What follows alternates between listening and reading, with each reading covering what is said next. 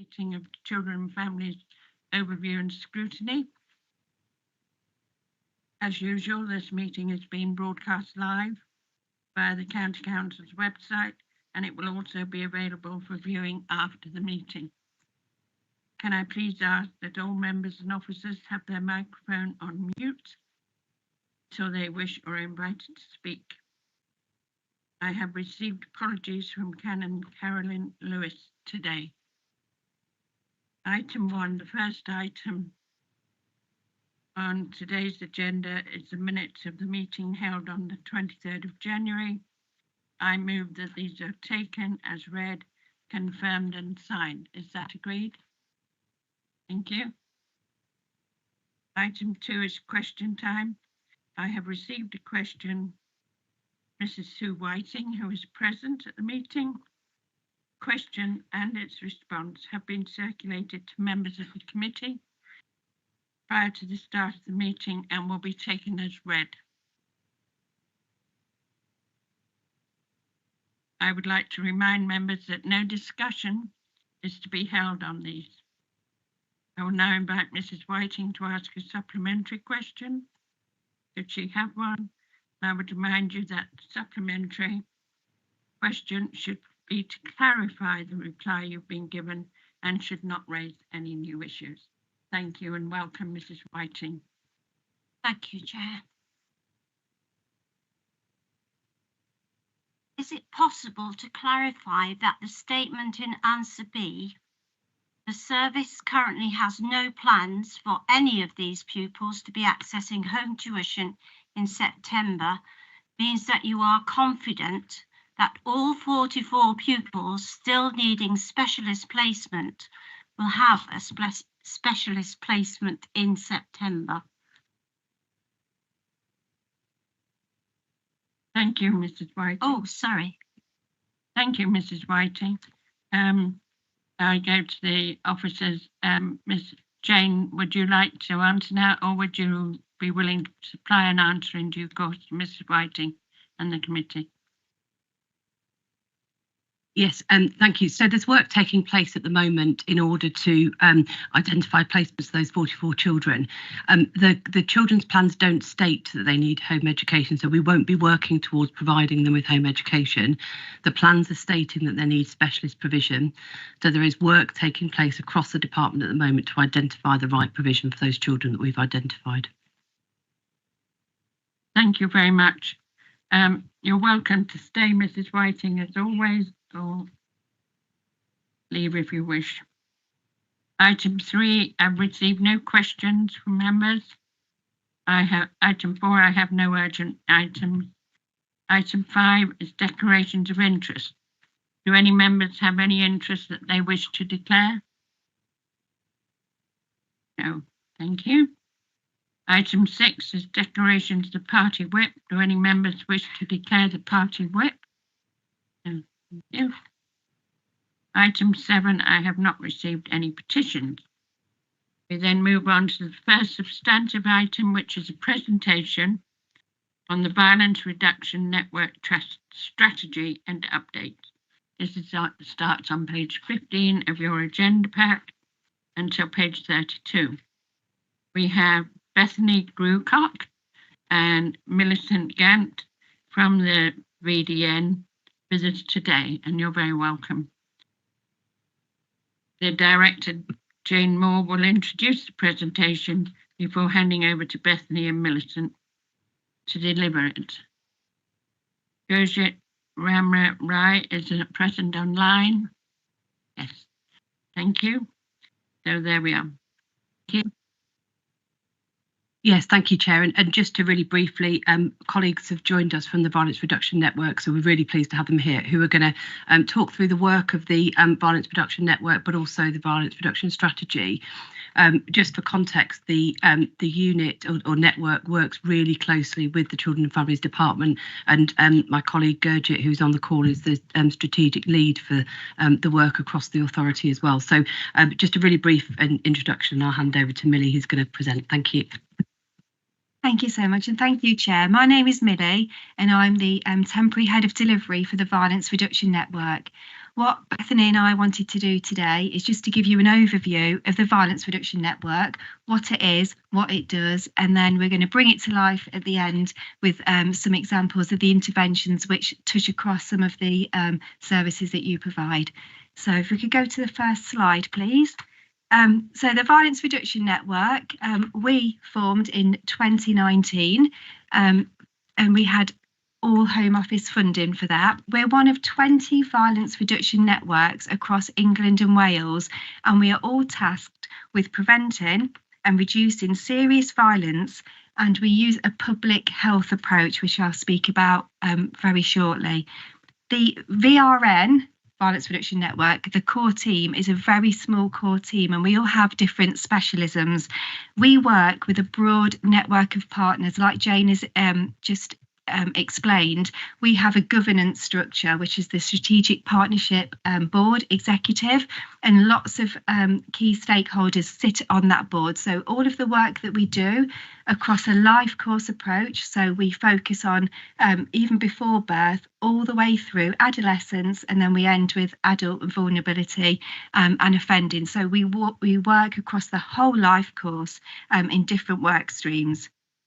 When we started in 2019, we initially focused on under 25s, serious violence within a public place. But more recently, and Beth will speak about our new strategy, we've broadened that definition. So now we include serious violence with domestic violence and sexual violence, because we know just how damaging that is to people and our communities. So it's broadened our definition, and from that we are doing more work to make sure that we are relevant within this partnership. Our activity, we focus on data and insights really heavily, evidence. So we always want to do what we know works, and we do test a lot of interventions to make sure that what we are doing within our communities to protect people is keeping people safe. Next slide, please, Damien. So as I've mentioned, our approach is a public health approach, and we take the approach around understanding that violence has root causes, and if you understand those root causes, it can be prevented and it can be treated just like any kind of public health issue. The little box on the right hand side is what we focus on. So when we talk about our approach, we look at a specific population that is being harmed. We work with and for communities, so we don't do anything without our communities being involved. And we really want to make sure that we're in for the long term, not just short term gains. Next slide, please, Damien. This next slide just illustrates the public health principles, but the 4-step process is really key, and it's quite simple to understand. So the first process with anything that we do is we want to understand what the problem is, and we use lots of data from different agencies within our partnership, and from that we can identify what's causing us harm, and we can look at things that can protect our communities. We would then develop and evaluate interventions, and what that means is that we look at putting things in our communities that can support our young people, and then we implement them. So if they're working really well, we can spread them across all of LLR. I'll just hand over to Beth to speak about the strategy. Thank you, Millie. So just to talk a bit about the serious violence legal duty. So back in 31st of January of 2023, so just over 12 months ago, the legal duty commenced, and we know it was kind of coming for a number of years, but that was officially kind of the start date of that duty. You can see on the slides that we've provided that it essentially puts a kind of requirement, a legal duty on specified authorities to have an explicit plan and approach around preventing and reducing violence.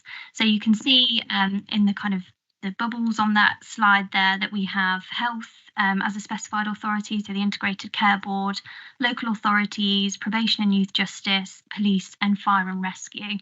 And then below that, you'll see that we have two relevant authorities. So that's education as well as prison or youth custody.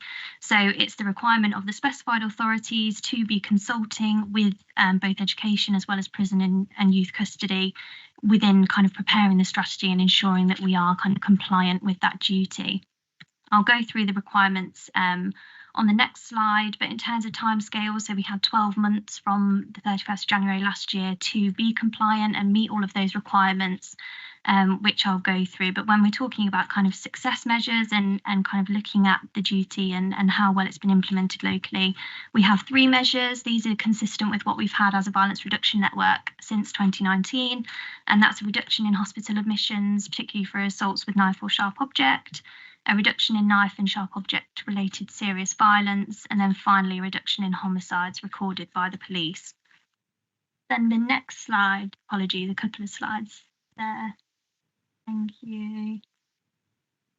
So the next slide, just while that's loading, is the requirements. So the legal duty is quite a large document. It's 150 pages, obviously covering it in a lot of detail, but it does kind of distill into 4 main requirements. So one of them is defining serious violence, which I'll talk on the next slide about.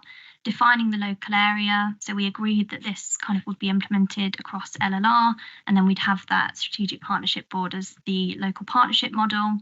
We need to understand local issues through producing an SNA. And then finally, we needed to prepare, publish and implement a strategy. So the good news is that all of those have been done. We're in a really strong position because the VRN has been doing this work for a number of years. So being one of the local areas with VRU funding, we are kind of in a good position and ready to kind of start implementing and preparing that strategy. So the next one is just around serious violence definition. As Millie mentioned at the start, we previously focused on public place serious violence, but we have broadened that now to violence in any setting, and particularly involving we're bringing in domestic abuse as well as sexual violence. The next slide looks at key findings of our strategic needs assessment. So again, as part of one of those requirements of the duty, another quite large document, so 150 pages again, so covering it in a lot of detail, a really comprehensive assessment of the extent and nature of serious violence as well as the risk factors. And I've pulled it into one infographic here today, so I won't go through it in much detail because I'm conscious of time, but picking out some of the key bits there around that definition I showed on the previous slide. 30% of all of that was flagged as domestic related. We can see that 1 in 10 of those were classed as sexual offences. Under 25s contributing to 30% of serious violence. So again, really starting to see those kind of priorities coming through. We identify a peak in serious violence at 3 o'clock in the afternoon, so particularly linked to the end of the school day. We see that kind of particularly Monday to Friday during term times.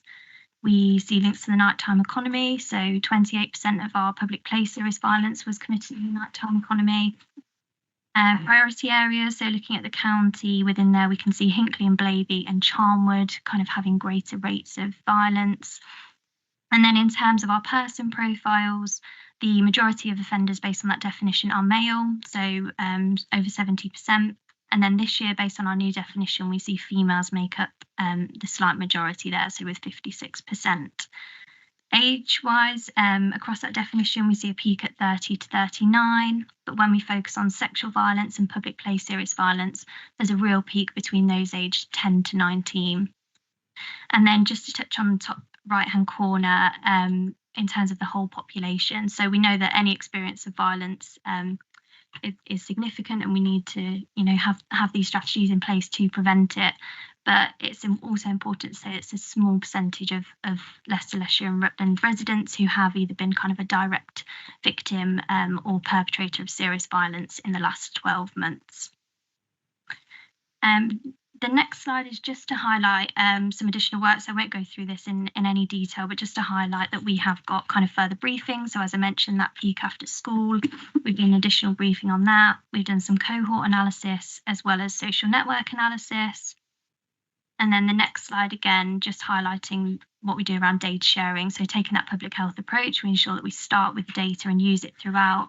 So we developed a partnership information sharing agreement, which covers all of those authorities and organisations that you can see on that page, which then obviously ensures that we can have that comprehensive S&A, as well as developing a number of data products like our multi-agency dashboard to support the partnership and ensure that we're really informing the work of the partnership as well as the VRN central team. Then I'll just hand back to you, Millie.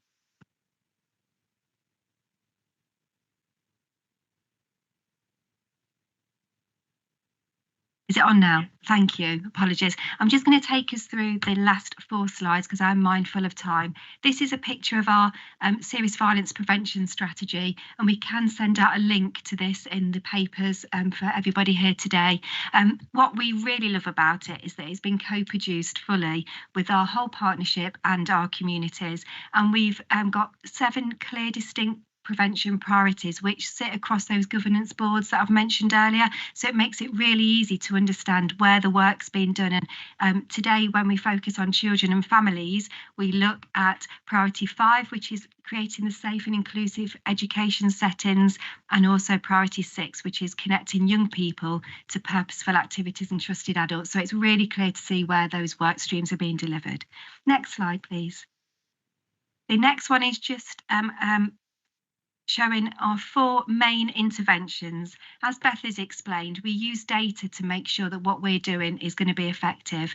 The ones that we just wanted to highlight here were the MVP, which is Mentors in Violence Prevention. We've got a number of county secondary schools, and now we've moved into primary schools more recently, where there is a bit of a peer mentor program that is going on. So lots of those older students are being trained to be able to act as bystanders, but to support some of the younger students within those schools and colleges.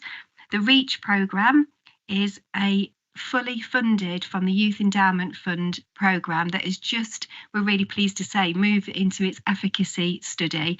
And that REACH programme is within the county and city secondary schools, and that aims to support children that are at risk of exclusion. So we have dedicated youth workers within those colleges and schools that work with them to make sure that they can support them so they're not excluded.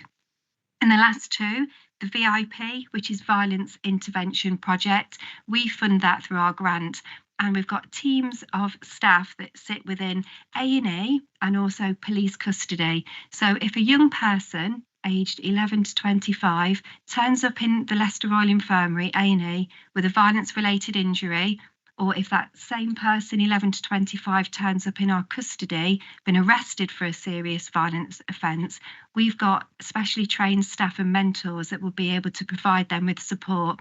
So it's really aiming to get them in that reachable, teachable moment. And the last one is the Phoenix programme, which is a focused deterrence model, which we're piloting at the minute, and again is fully funded through the Youth Endowment Fund.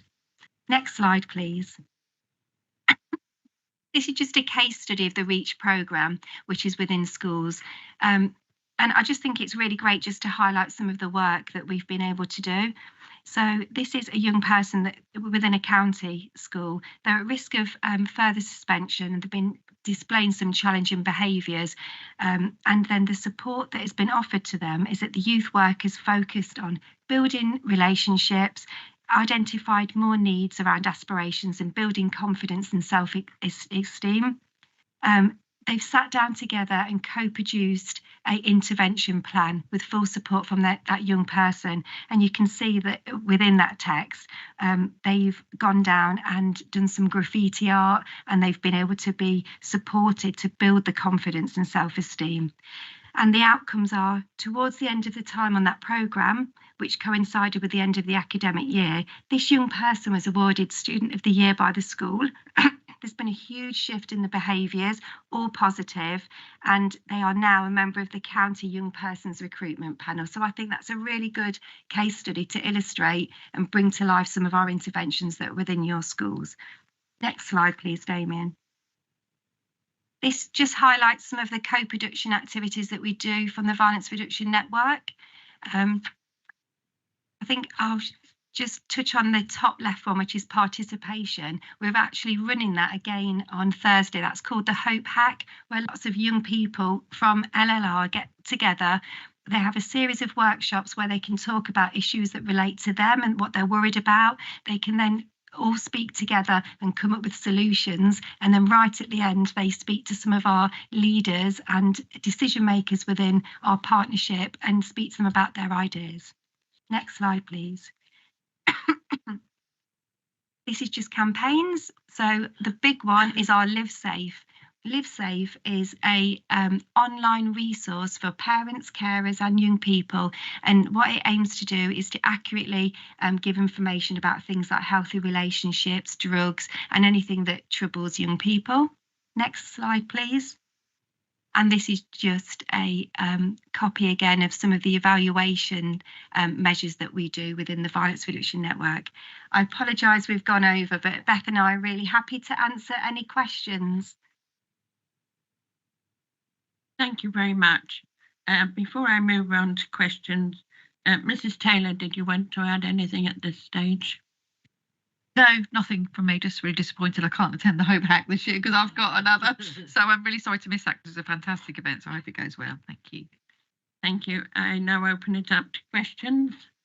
Right, I have Mr. Hunt and then Mr. Leon Hadjinicolaou. Good afternoon. Thank you very much for your presentation. It's a very, very clear one, and all the better for that. I'm in favour of anything which is about violence reduction. I always have been. But the question I've got really is about the first part of your talk was quite academic. You know, you were analysing what was going on and so on.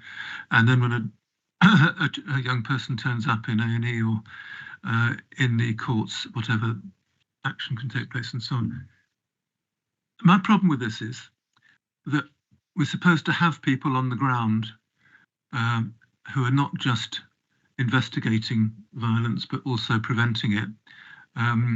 We used to have, as the officers will probably remember, detached youth workers who were in touch with young people right from the get-go. And of course, they've gone, along with much of the youth service. And as far as the cops are concerned, the police, they find it very difficult to respond to calls. The solution is always keep trying 101. And actually, and I have a certain amount of experience here, people who are asked to phone 101 will do so for a fortnight, perhaps extended into a month, and then two things happen. One is they give up, and the second thing is every time they ring up, they're reliving the harm or the hurt or the harassment that they've gone through. So, unfortunately, at the moment, I couldn't go back to my residents and say that we're keeping them safe proactively. But what you're doing is excellent, and I can tell from the way you're talking that you've had some really good results. But I'm a bit sceptical. I find it a little bit academic, and I want people on the ground, and I want them to be well trained and understand what's going on in their community, and that those things don't really very often happen in my area of Loughborough. Thank you. Who wanted to come back on that? Millie? Jane? I'll take Jane first, and Millie.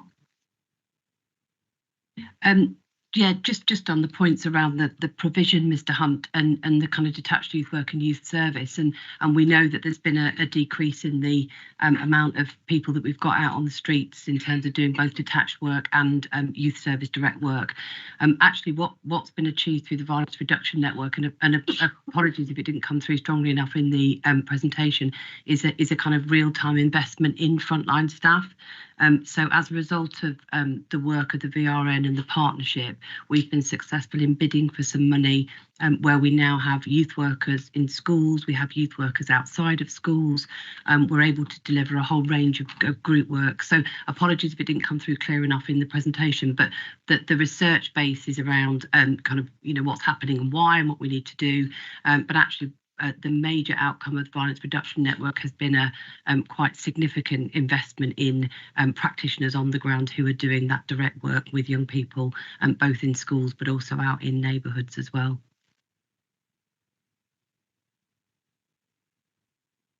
Mrs. Taylor. I think as well that it's really difficult to explain the work of the violence reduction network. It's really, really difficult to explain it unless you've lived it all the way through. And I think what they've really achieved is understanding. So it does feel very academic, but that has enabled us to get all the data. So the data sharing agreements that we've got through getting ambulance data, hospital data, all that schools data is now all brought into one place, which we never had that before. And that's been a huge piece of work and a real celebration for the violence reduction, because it gets us to understand this area, where our issues are, what the issues are, where people are presenting when they've had a serious violence injury or whatever. So I think underneath all this is just a really, really small snapshot.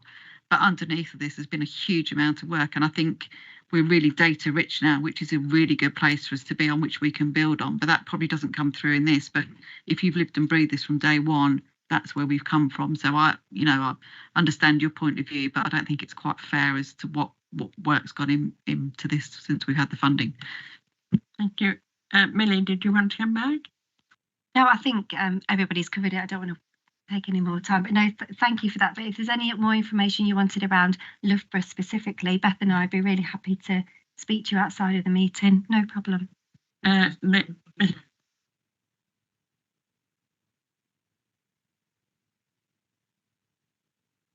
A further problem, from my side, is that the police are loath to charge people, partly because it takes such a lot of work to get them through and time to get them through the courts, and the courts just aren't working now.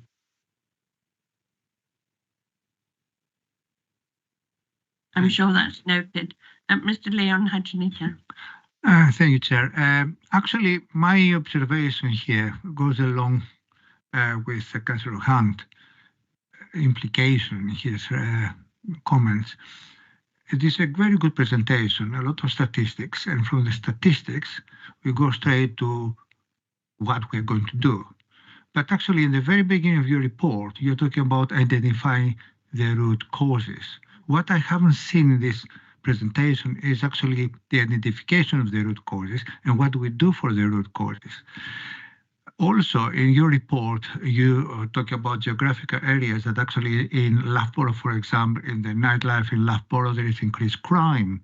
And there is increased crime, and the victims of crime are predominantly Leicester West and Loughborough and Hinckley areas.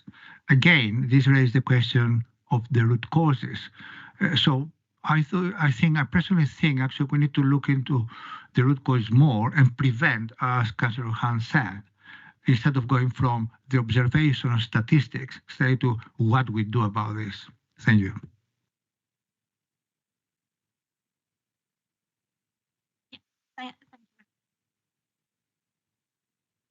Down to probably having limited time today that we haven't been able to go into so much detail, but we do a lot of kind of data around the root causes. So it's important, as Millie said, we take that long-term public health approach. So to be able to tackle it in the longer term, we need to be tackling the root causes, as you've said. So through our data work, we now have data from education, social care, health, a huge number of different sources to pick out those known risk factors. So again, there's a lot of research and knowledge around that. And there's been a lot of developments in recent years around understanding what the root causes are of violence. So we're able to get that data locally, and we're able to kind of understand that and identify those risk factors which are most prevalent, who's most likely to be at risk based on those risk factors.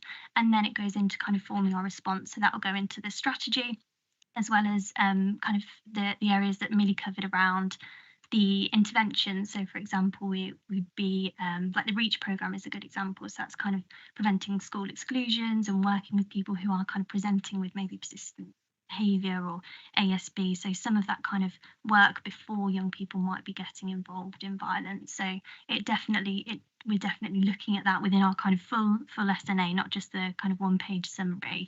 And then that does inform everything else that we do. Thank you. So should we expect actually in a next presentation to see actually a good report and analysis about the root causes? Yeah, absolutely. So there is some information. So we've got our executive summary of our SNA on the website, which covers that. We've also got another kind of number of briefings on the website around that. But if you'd like me to kind of come back to a future meeting to go through some of the risk factors and kind of how we then translate that into our work, I'd be more than happy to do so. Thank you, Mr. Frisbee. Oh, yeah, sorry, Mrs. Taylor. I think we just need to be careful. We're not here to scrutinise the work of the Violence Reduction Network. We've brought it here for information to share with the Children and Families Scrutiny Group what there is. So I wouldn't expect that sort of information to come here. There's lots of information on the website. I'm sure Millie will be happy to talk to any members about it, but we just need to be careful that we're not here to scrutinise the Violence Reduction Network here. Thank you. Yeah, we can definitely share those links. And I think during the presentation, you saw that we've got some quite focused briefings, and we speak around protective factors and then how we feed them into our interventions to make sure that they're doing what they need to. So yeah, I can definitely share those. Thank you. Thank you. Mr. Frisbee. Thank you, Chair. I've sort of been involved in this historically when I was in the business development team at Connections Leicestershire, and some very interesting points raised by my colleague Mr. Hunt across the room there about how we've seen the reduction in youth work, intervention, etc. I suppose I'm really going to just ask a question. I've got to be careful. Basically, what Mrs. Taylor's just said, something that I'd like to report back to my constituents or people in my area with such fantastic projects, and I'm fully behind that. We also in Melton, I've also set up an organisation called AMY, which is the Action Melton Youth Project, which discusses root causes of things like antisocial behaviour, which runs very parallel to what you do. What I'd like to report back, is it working? Are we seeing the trends moving in the right direction with the kind of work you're doing? And that's not a scrutiny question. If it's a no, there's work to be done. If it's a yes, fabulous. It'd be nice to take something positive back from today. Thank you. Thank you. Yeah, really good point. And it's absolutely what we want to understand. And it's really important for us to understand is what we're doing working. So we have, for the whole VRM programme, we have a theory of change. We have it on our interventions. We have every kind of piece of work, every project we do, we have a theory of change and a kind of outcomes framework that ensures that we can be tracking those things. As you'll know, it's really difficult to directly attribute what we're doing to reductions in violence. We've had our change in definition in the last year, so obviously that has unpicked some of that. But promisingly, we have seen reductions in violence kind of more broadly, but on our intervention level, where we're seeing kind of working on an individual basis or through groups such as MVP, we're able to put evaluation in place. So we've had a number of external independent evaluations on our interventions. Again, all these reports are on our website if you wanted to have a look, but we can really see kind of, obviously we picked out some in terms of case studies and things today, but some really positive outcomes coming out of those as well. Kind of some of the softer outcomes as well as hard ones. So I think across everything that we do, evaluation is really core, and obviously based on our Home Office expectations as well, it's just crucial that we are kind of ensuring that we're providing value for money and what we're doing is working, and if it's not working, we need to kind of amend it or do something differently. So in short, we evaluate everything we do, but because we are working on a longer term project, it will be potentially a number of years until we start seeing some really kind of significant and longer term results. That's great, thank you. It'd be nice to report that Leicestershire is travelling in the right direction. It sounds like a good project. Social media is something of an echo chamber, and if you believe everything you heard on Facebook, people would be terrified to walk the streets of Leicestershire. So it'd be nice to actually report back that contrary that is the case. So thank you, colleagues. Thank you, Chair. Thank you very much. And thank you to Millie and Bethany. And I don't know if anybody out, Jane or anybody wants to say anything more, but thank you very much.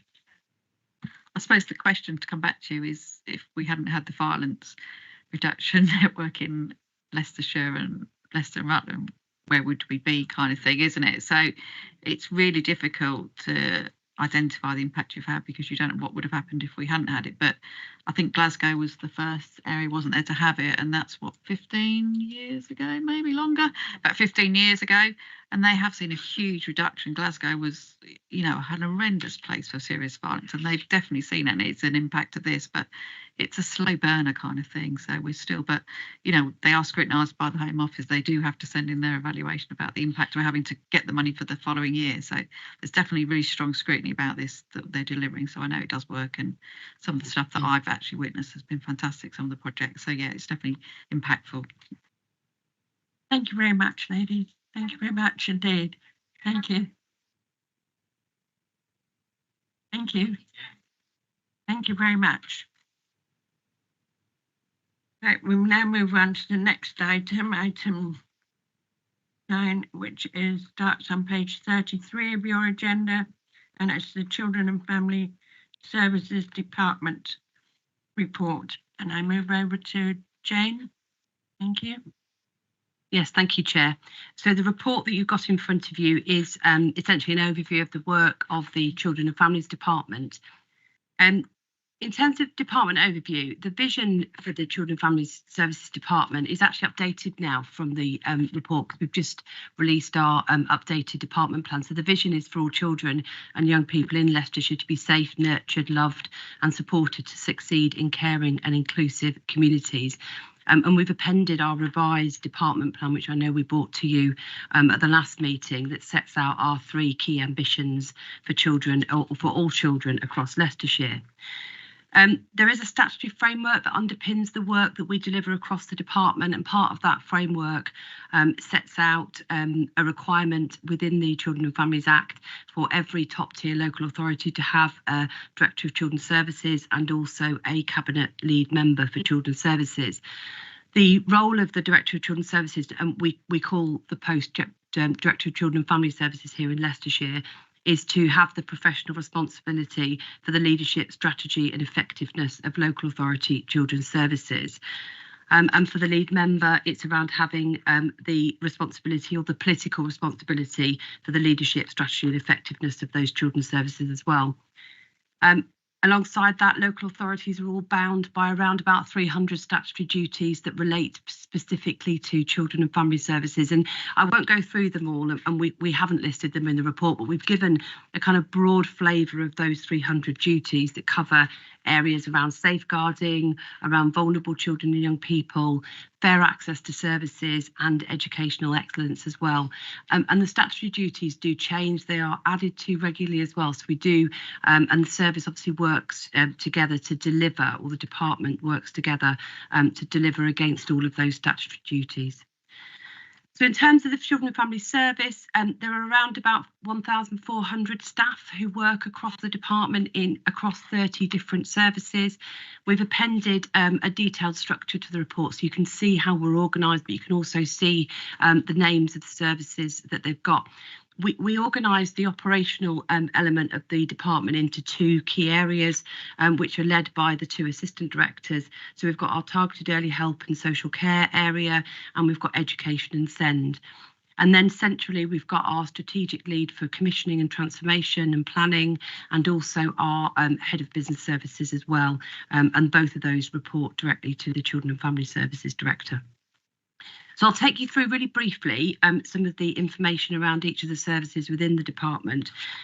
So within our targeted early help and children's social care area, there are a number of different elements. So the first is our community safety team that provides the leadership role across Leicestershire and Rutland in relation to community safety priorities, and also developing joint approaches on issues such as antisocial behaviour, hate, domestic abuse, the link with the serious violence, as we've just heard, and also hate work as well.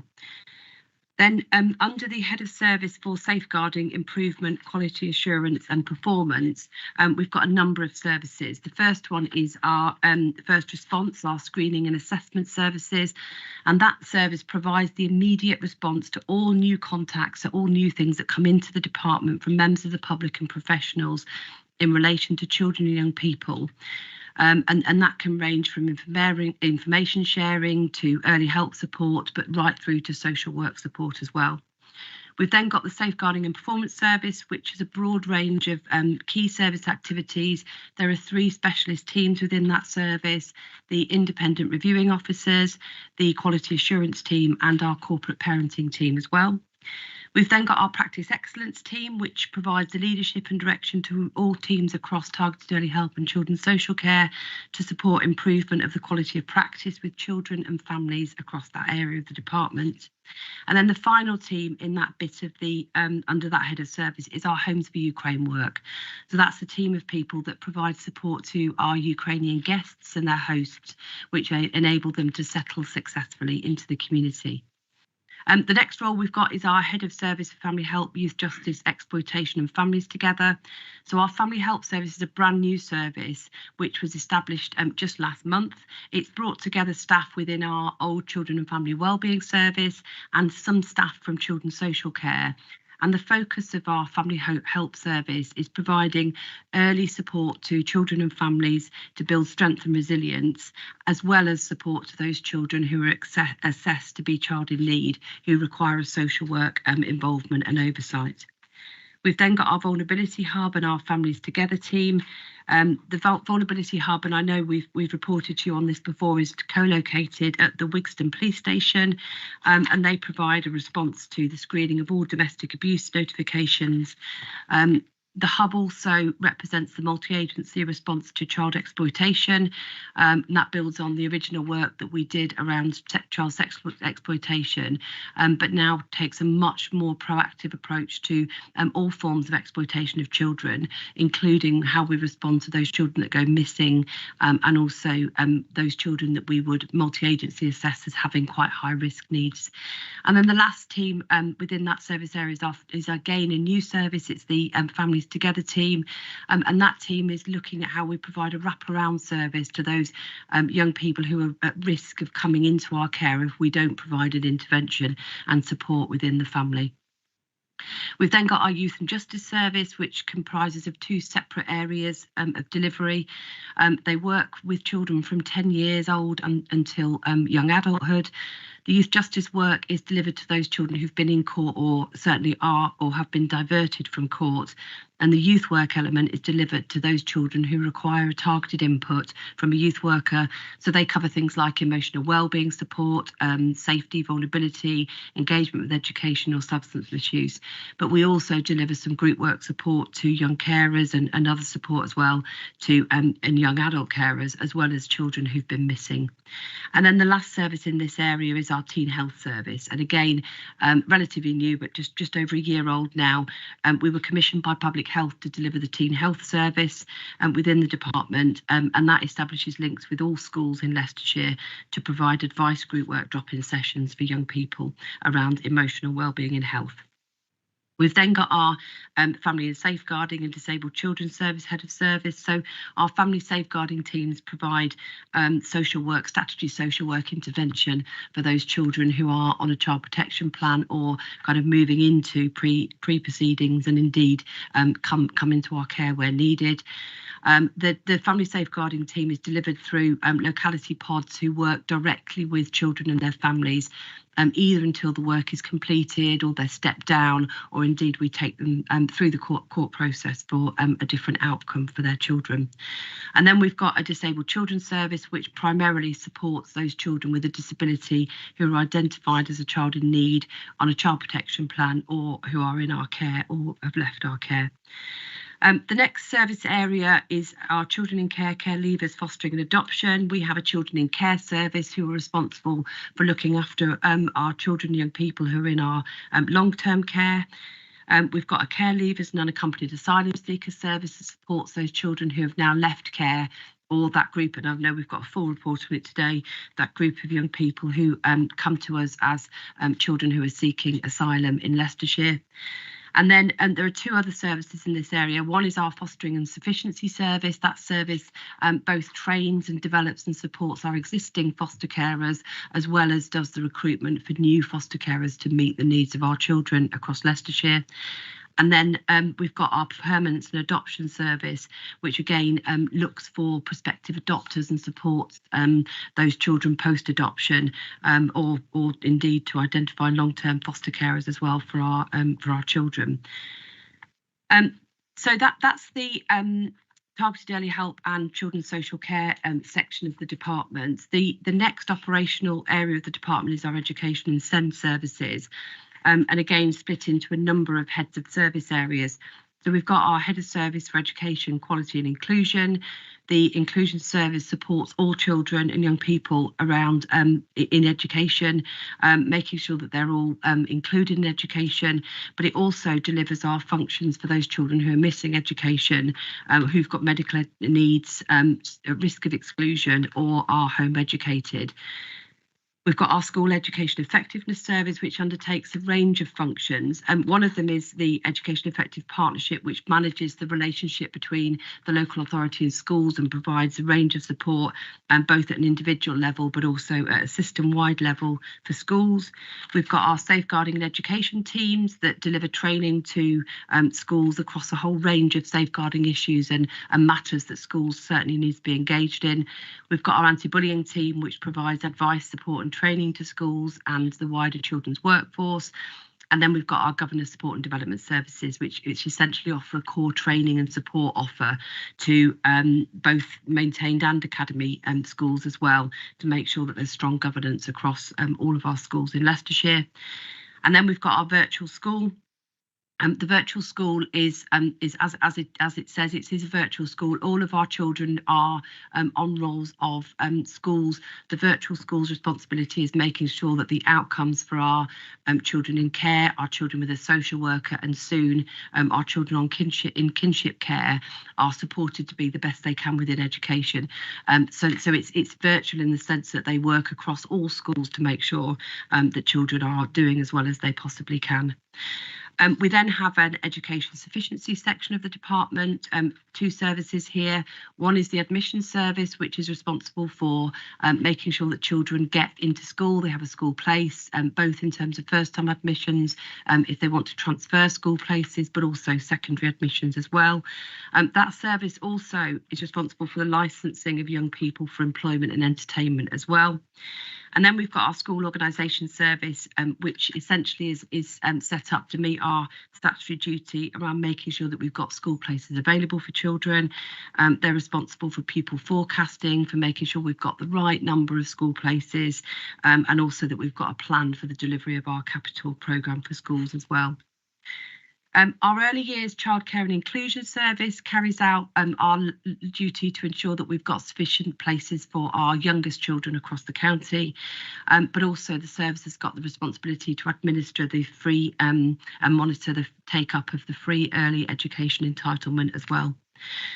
And then the final area under education and SEND is our head of service for special educational needs and disabilities. And there are three services that report into this area. We've got our special educational needs and assessment service, which undertakes the coordination of assessments, annual reviews and amending education, health and care plans. They're also responsible for managing the placements of children with education, health and care plan as well. We've then got a specialist teaching service, which provides education support for children across Leicestershire schools, and the services it comprises of our vision support team, autism and learning, and the hearing support team and assistive technology team as well. And then finally, our educational psychology service, which works to support children and families primarily through working directly with schools and early years providers, but they also undertake education, health and care needs assessments as well. And then centrally, we've got the strategic lead for transformation, commissioning and planning, and a number of strands of work there. So the first one is the service manager for transformation and change, and essentially that post or team support and develop the continued transformation and change across children, social care and targeted early help, as well as sustaining a lot of the change that we've already delivered in that area. And then we've got our commissioning service, which supports, it's a support service. It works across the department to make sure that we are essentially commissioning effectively. It looks at our commissioning activity, looks at planning, the procurement of services, looking at the external market and market shaping as well. And then the final service area is our business services. And again, that sits centrally. It provides a range of services across the department, essentially to support the operational business of the department. So data inputting, administration processes, finance, HR, a whole range of support provided across the department.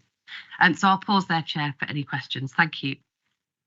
Thank you very much. Mrs. Taylor, did you want to come back at this time? No, I'm happy to answer any questions, Chair. Thank you. Hunt.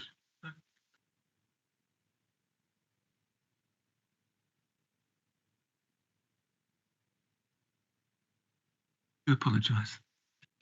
That I'm sure that all the members of the department that Jane's outlined have one thing in common, that they love children and care for children, and that is so important in this department. There's one service, I mean, the director kept on saying finally, and I thought she's going to mention it, but she didn't.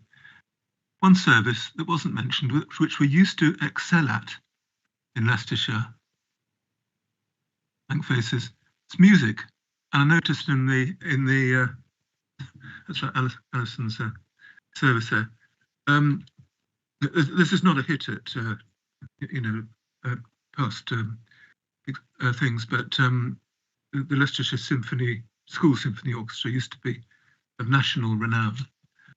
Then it modified and it was remodelled, and all those adjectives or verbs that we use for changing services. But I'm glad to see it's in there in the hierarchy, albeit the bottom left, bottom right. And I understand that there is coordination across the Leicestershire schools in this regard. And if there's anything that you'd like to say, please do say it. Yeah. Thank you. Yes, so thank you for telling. You've identified the one omission within the report, which we realised once it had gone out to print. And actually, Alison did remind me, and I failed to outline it in my overview. So yes, you're right. The music service does sit within the department, and it continues to do its brilliant work across Leicestershire and Leicester City schools as well. So it was an entirely an omission on my part that I'd missed off that service, and Alison did remind me. Just in terms of your first comment, you're absolutely right that at the heart of either everybody that works within the department or certainly the services is an absolute love of children, and that you can see through some of the work that will come to this committee, but also if you speak to any of the staff across the department, that the focus of our work is absolutely around children and best outcomes for children. Thank you very much. Does anybody else have any questions? No, obviously a very good report. No questions then. Thank you. Mrs. Taylor. Yeah, I think it's a really useful report, and even though I'm not a professional counsellor or full-time counsellor, you can see how much work goes into running this department. So it's a really, really busy department and does take up all my time. So yeah, I'm going to the concerts in April as well for our Leicestershire music, which are absolutely fantastic. So thank you for picking that up, Max. But no, there's a great amount of work that goes on, and it's a good reminder for me sometimes about how many statutory duties we have to fulfil and how many departments we actually run. So thank you. I think it would be useful probably for all members to, yeah, I'll leave that to you then, Chair. Mr. Smith. Thank you, Chair. That was actually my point. It was more of a request than a question. I've been on this committee now for almost 3 years in one variation of another.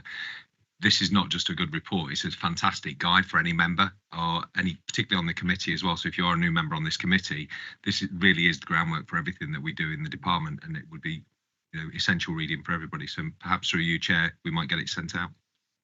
Yes, if I may, I would like this report, or we would like this report, sent to all councillors. I believe it's some years since we had it in this detail.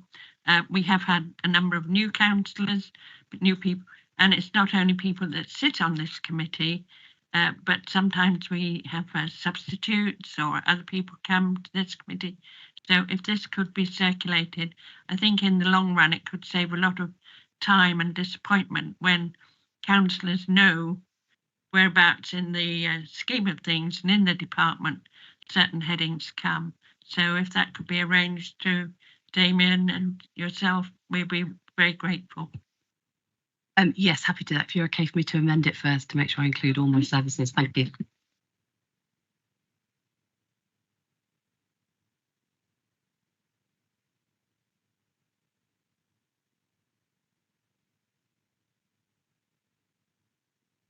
Myself as well, so thank you. Now move on to agenda item 10, page 55, which is the unaccompanied asylum seeking children. And I'm coming to you, Sharon. Thank you, Sharon. Yes, thank you, Chair. And I'm joined today by my colleague Mandeep Satangrattan. So Mandeep is the service manager for our care leavers and unaccompanied asylum seeking children and young people. So the committee have got a report in front of you today that actually outlines the local authorities' duties and responsibilities to unaccompanied asylum seeking children, and it outlines how we deliver these duties. Paragraph 2 onwards takes you through the policy framework and previous decisions. So the provision for the transfer of responsibility for relevant children fall under Part 5 of the Immigration Act 2016. The National Transfer Scheme that the report later goes on to give more detail on was intended to ensure that any local authority doesn't face on their own an unmanageable responsibility in accommodating children who are arrive in this country unaccompanied.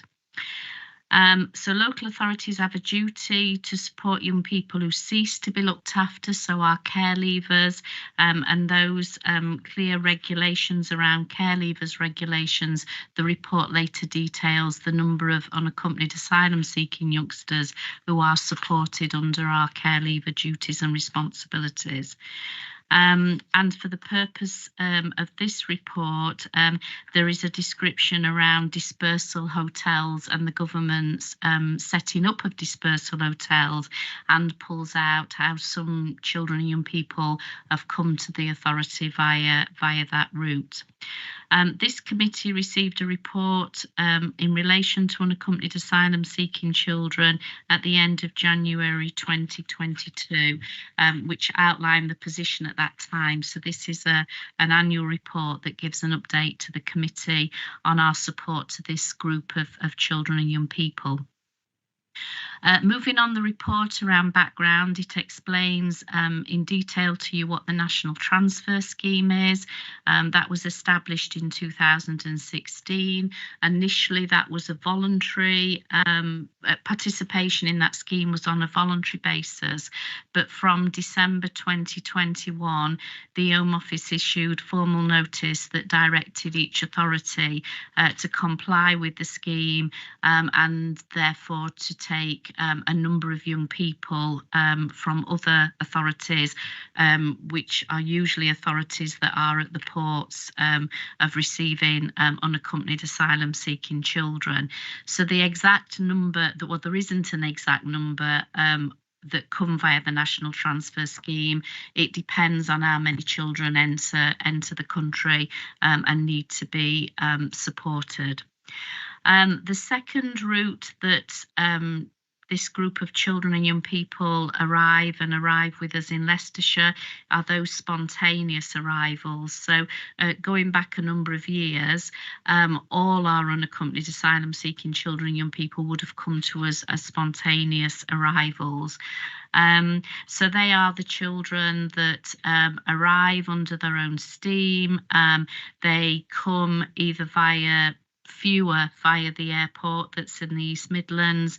Many come arriving in the back of lorries, and because they are discovered or sort of identify themselves at places on the motorway that fall that fall within this authority's responsibility. That's how this group of children come to us. And then a further route is through the asylum dispersal hotels. So these were hotels identified and set up by the Home Office to receive adults who'd arrived here in this country seeking asylum. They had an initial assessment by the Home Office and were identified to be adults, but we, as every other authority, have found that a number once in the hotels have identified themselves as children, and once they do that, we have a duty and responsibility to both age assess them but provide accommodation and services to them as looked after children. So paragraph 13 takes you through the local context. So two groups of ways we support this group of children. One is for those who are under 18, who are children in our care and receive all the same services, and our duties and responsibilities to them are as they are to any child that's in our care. And then those youngsters who are 18 to 25 who receive duties under the care leaver regulations. Paragraph 14 on the report, and there is a typo. The final date on there should read 2022, not 23. Gives, as of December, when the report was prepared, the number of unaccompanied asylum-seeking children we have in our care and the number that we have as care leavers. And the committee can see that in a year, those numbers have increased significantly. What I can say to the committee is, as of today, those figures for children in care have dropped slightly, but our numbers of care leavers have risen quite significantly, and that is not unusual. These youngsters often, but not always, are on the older age group as they come to us, so move into care leavers sometimes quite quickly, or care leaver status quite quickly, and it is significant because any funding the local authority gets via the National Transfer Scheme, we receive a greater percentage of funding for children in care than we do care leavers. So that is a particular pressure for us. So paragraph 15 onwards talks about the spontaneous arrivals. So from the total number that I've just given, it goes through for the committee about those children that have arrived as spontaneous arrivals. Paragraph 17, those that have come to us via the National Transfer Scheme, and paragraph 18 to 21 talks the committee through those children and young people that have come to us via the dispersal hotels. Paragraph 22 onwards talks about the service response for this group of children and young people. So they are accommodated by us. If under 18, they become children in our care, and they receive all the services that a child in our care or care leaver would receive. We are very fortunate in that we have established over the years a dedicated specialist team who can really focus on the particular needs of this group of youngsters, dealing with children and young people who have suffered significant trauma, both in the countries that they've left behind, but often on the journeys that they have encountered to get to this country. Sorry, paragraph 22 also tells you the number of children per month who we believe will come into our care from experience, will come into our care as unaccompanied asylum-seeking children. Paragraph 24 to 28 takes you through in more detail the work of the service, including specialist posts within our virtual school who are dedicated to supporting this group of youngsters and ensuring that their unique educational needs, but also their religious and cultural needs are met, as well as their need to be cared for and to be looked after and supported to work through the trauma that I've outlined earlier.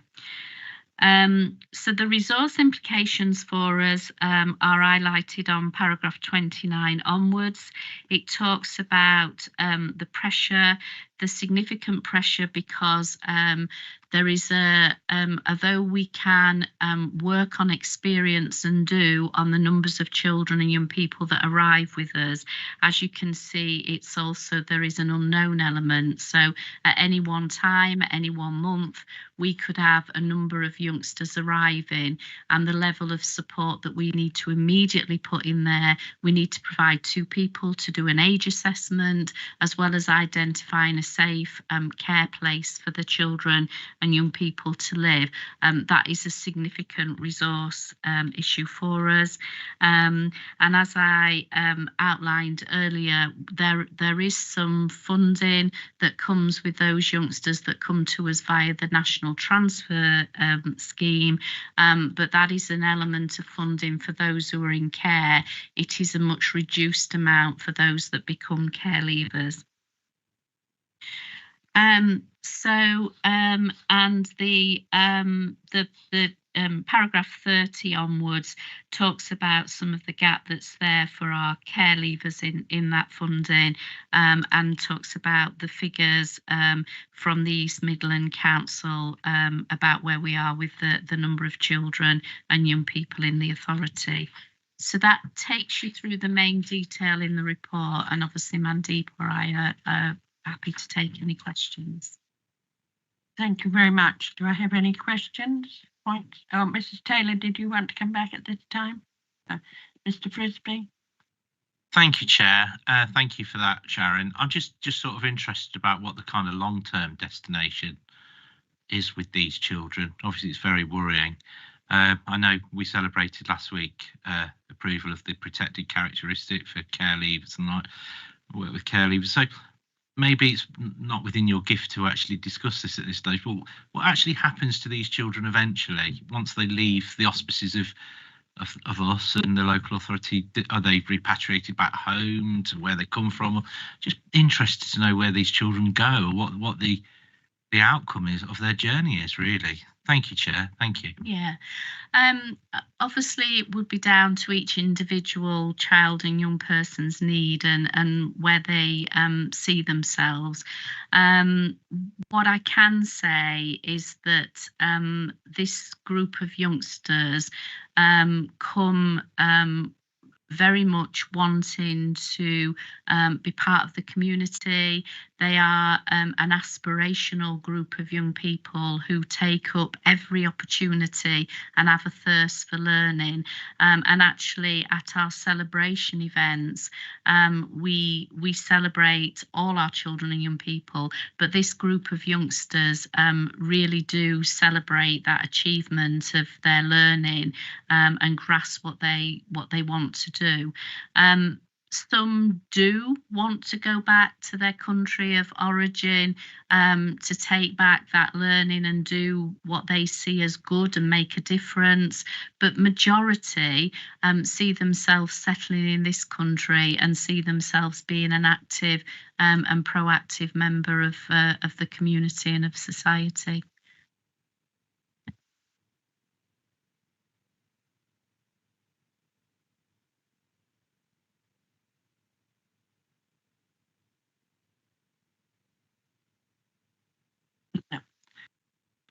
Right, so excellent. And it's hard work, but I think it must be rewarding when you find that the children are really keen to make a part and to become good citizens, really. Just hardworking, want to achieve success. And I think they quite often come with quite good language skills and things anyway, and a thirst learning through, so that's excellent. Right, we now move on to Item 11, which is the Children's Innovation Partnership.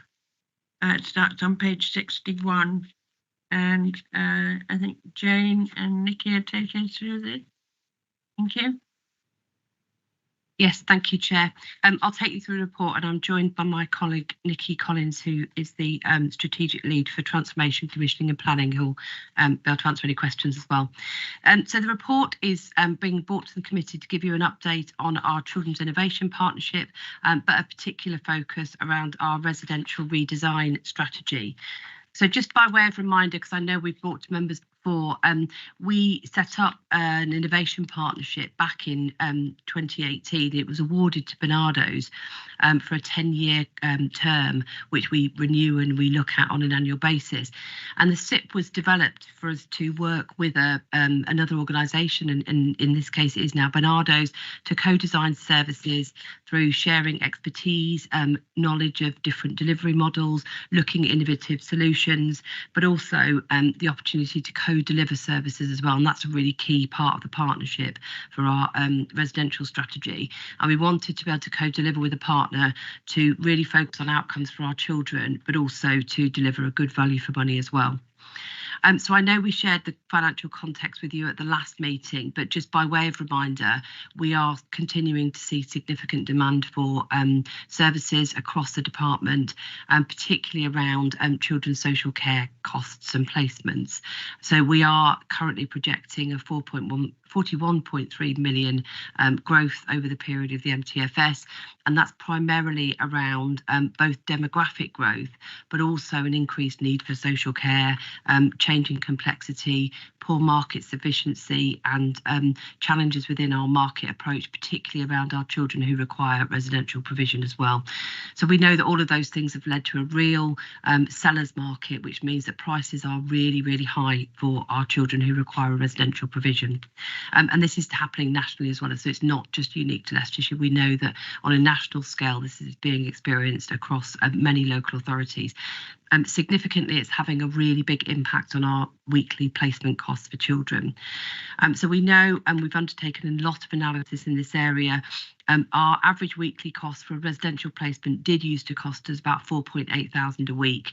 It's now increased to an average of 5.8 thousand a week, so 21% increase over the last 12 months, which is really significant in terms of costs. We also are monitoring our kind of the 10 top cost of placements as well, and there's been nearly a 20% increase in the number of high cost placements. So a year ago we only had 2 children that were costing us more than £10,000 a week, and since April we've had 9 of the 10 highest cost children do cost us more than £10,000 a week to place in residential provision. So there are a whole range of private providers that are operating children's homes within Leicestershire. But those, and often the children within our care aren't always prioritised within these homes, partly because there is an issue around matching. So providers have got to match children to the provision to make sure that they are matched with the other children living there, the type of home, all of those kind of things. But also because providers receive multiple referrals each week, so they can kind of choose which child they take based on the individual needs, and also can opt or choose to provide care for children with much less complex needs over those that we might be presenting with quite high levels of complex needs. So in terms of the Children's Innovation Partnership, we set out right at the beginning to work with Barnardo's to essentially build our own children's homes for our children. So it has been and remains one of the key priorities for the Children's Innovation Partnership, and really is about redesigning what residential provision looks like within Leicestershire and for Leicestershire's children. So we did a whole raft of design work. We spoke to people, we looked at need before we moved on with our strategy and decided what we wanted to build for children. The first proposal was of kind of what we refer to now as our phase 1, and it agreed capital investment from the local authority for 2 children's homes. We were really pleased that we, following successful bids for the Department for Education, we were able to then initiate a further 2 schemes, phases of the scheme, to address the continued demand and also the continued escalating costs for children's home care. So over the 3 phases of the Children's Innovation Partnership, we are aiming to open 8 homes in Leicestershire by March 2025, which will provide places for 23 Leicestershire children. The first of these homes opened in May. There are 2 children living in this home and a 3rd child is soon to join them.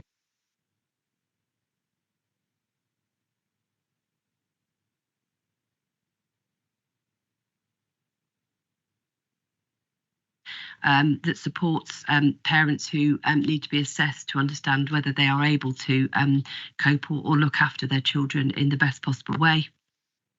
We've got 2 other homes that are being prepared for opening. We're just waiting for Ofsted to register those homes, and we're hoping they should be opened by July this year, and the other one should be opened by December this year as well.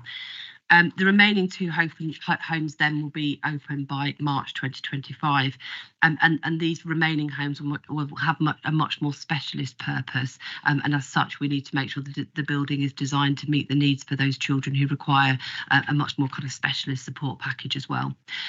There have been a whole series of delays in opening our homes. It's a really complex process to build and design and open children's homes, and some of the timescales that we'd initially set out have been impacted by that.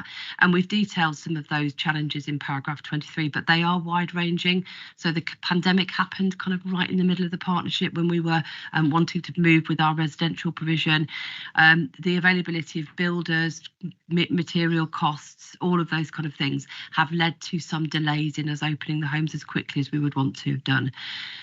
We do continue to review the needs of our children, so we do have a plan for the homes in terms of what we want to open, what kind of homes, what kind of provision we want to deliver, but we do continue to review the needs of our children to make sure that we are still providing the right homes for the children that are coming into our care as well, and also making sure that they can meet those specific needs identified.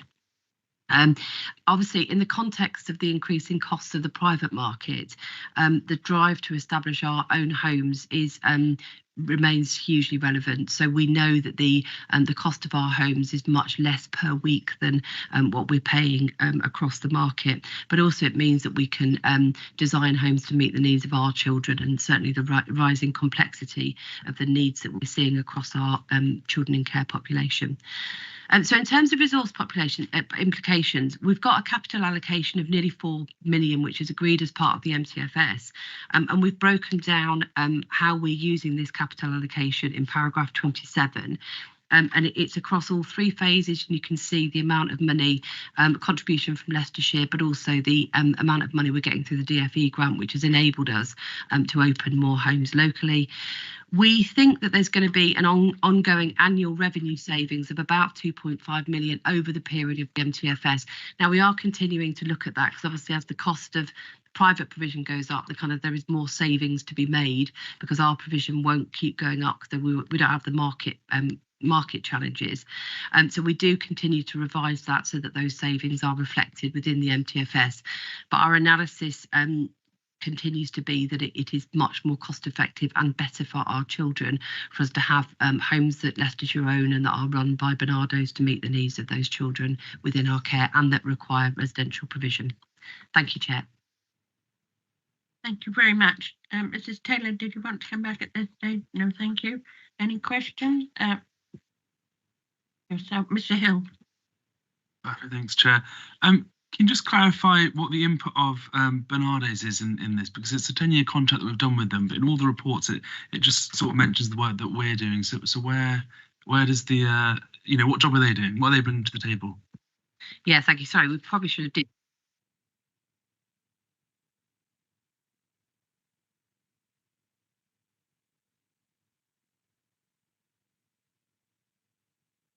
That's right.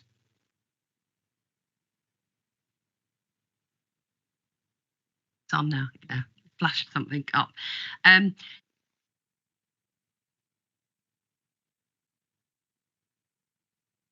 Partnership as a whole. So initially we were working with Barnardo's as a partner to kind of design and deliver services in a kind of more innovative way. So we've continued to work with them kind of as a strategic partner on various different initiatives. With the residential redesign, it's much more specific.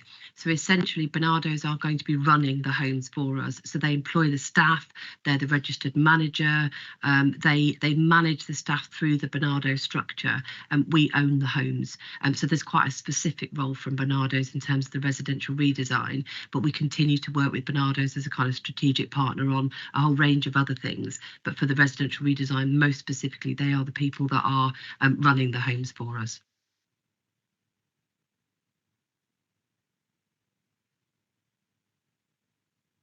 Anyone else got any points, questions? No?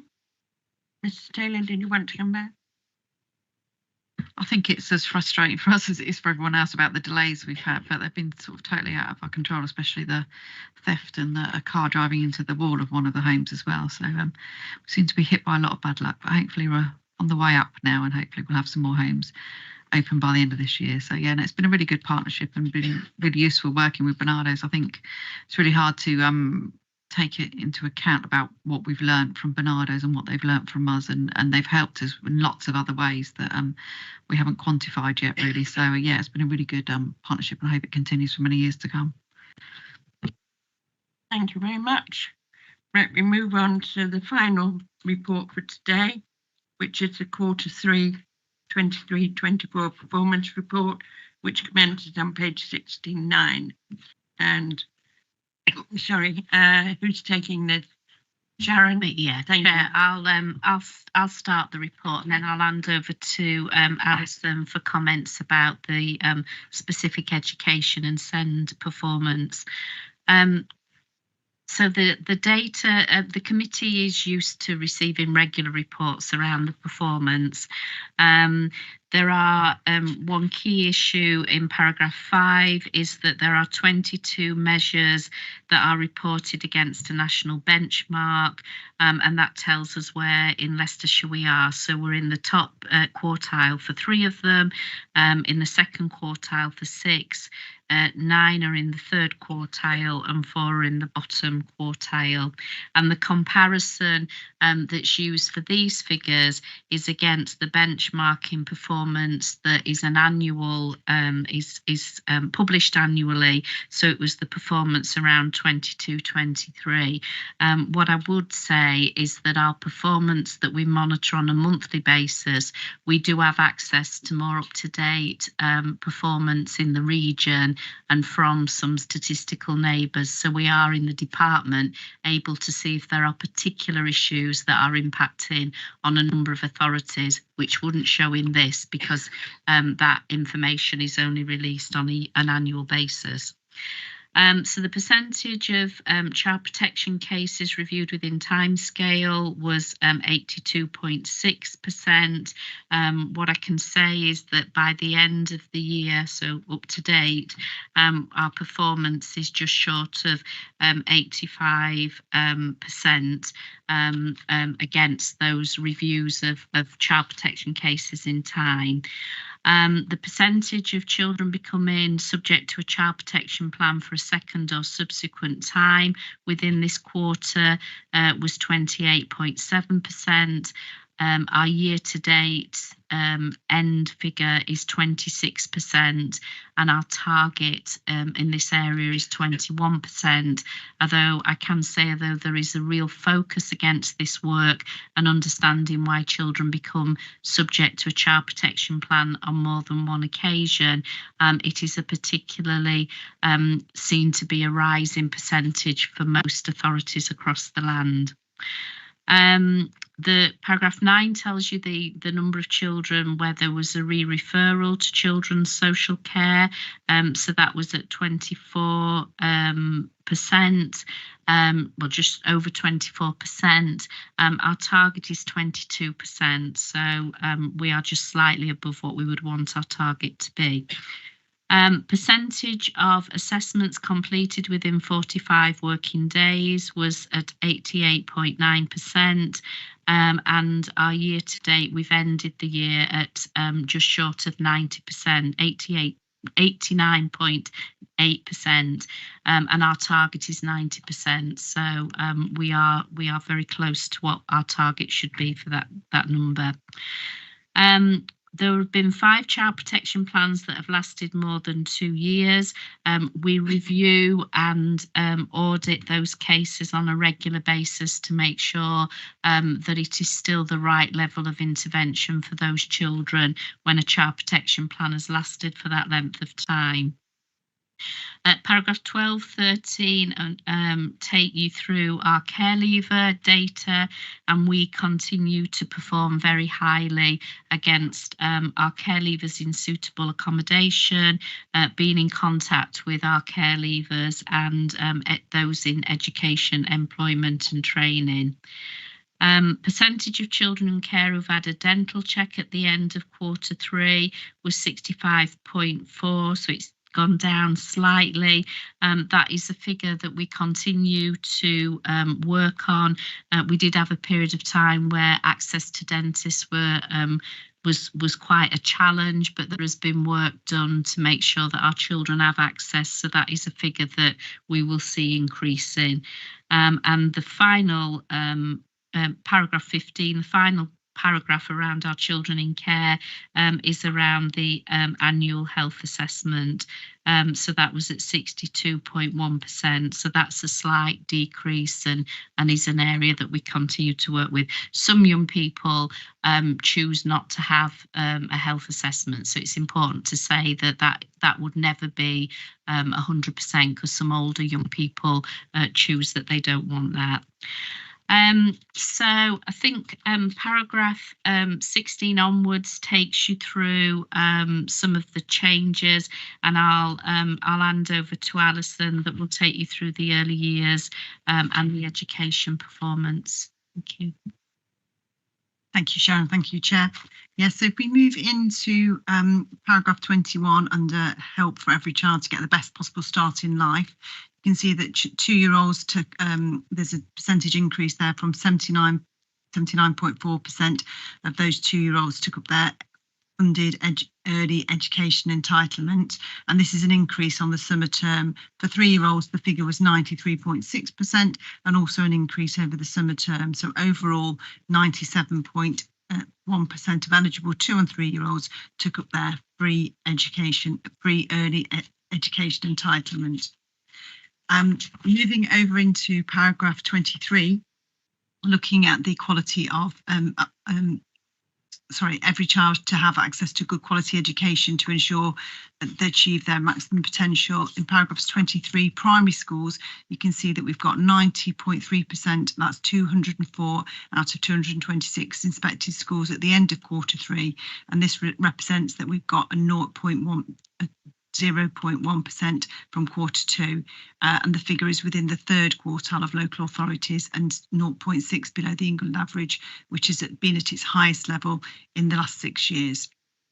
For secondary schools, we can see that we've got 77.8%, that's 35 out of the 45 inspected schools at the end of Q3, and this represents a 4.5% increase from Q2.